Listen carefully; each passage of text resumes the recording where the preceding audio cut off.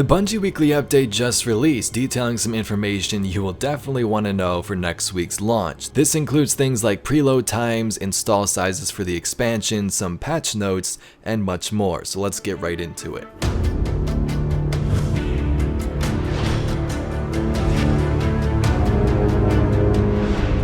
The first thing on the Bungie Weekly Update is the expansion image here. We've seen this, I think, a couple of days ago, but if you haven't seen it yet, here's a look at it in all of its glory. So of course you have the Beyond Light content and also the stuff that's free to all players, even if you didn't pay for this expansion.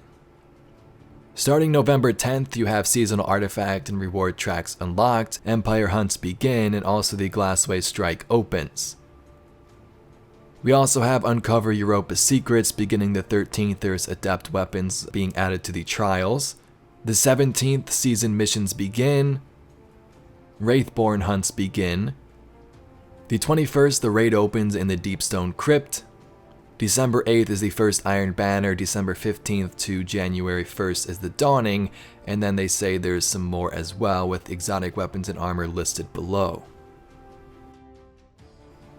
Now the patch notes are in the weekly update itself. I don't want to go through every little thing because that's sometimes annoying to watch, but let's just detail some of the most important or cool features. If you haven't seen it yet, the login screens and character backgrounds looks like they have a dark mode or a dark background style, which is very nice on the eye. Character creation has been updated a little bit, changing some of the keywords and also giving some new models to things like hair, and I believe some of the face models were changed a little bit as well. Don't quote me on that, but just a little bit of a change there with character creation.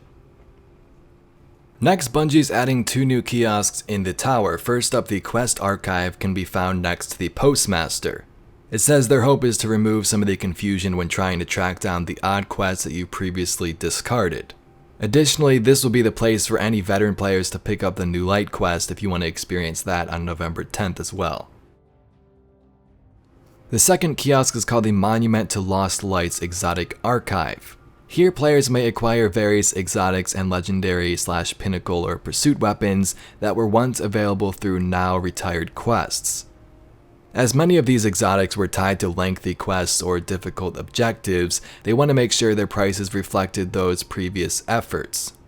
So you will need some Glimmer destination materials, Masterwork materials, and an exotic cipher or Ascendant shard to purchase these exotics. And they're also introducing a new currency called the Spoils of Conquest, which can be only acquired when completing raids. This currency will be required for exotics previously tied to vaulted raids as well. Here's a picture of some of the Crucible changes if you like to pause and look at those.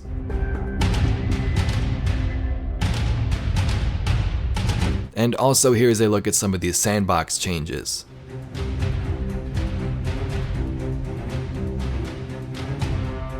So let's talk about the most important thing, which you're probably here in this video for: preload times and install sizes.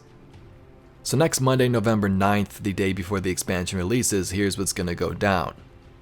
At 3:30 p.m. Pacific time, or these times around the world, background maintenance is going to begin for the expansion. So from that time until November 10th at 12 p.m. Pacific, which is this time, you won't be able to get on as maintenance is going to be taking place. So when can you preload Beyond Light? So preload, like most games, will be available prior to the game's release. Below are the preload timelines and instructions based on your platform. First up, we have PlayStation. This begins on November 8th after 8 p.m. Pacific time.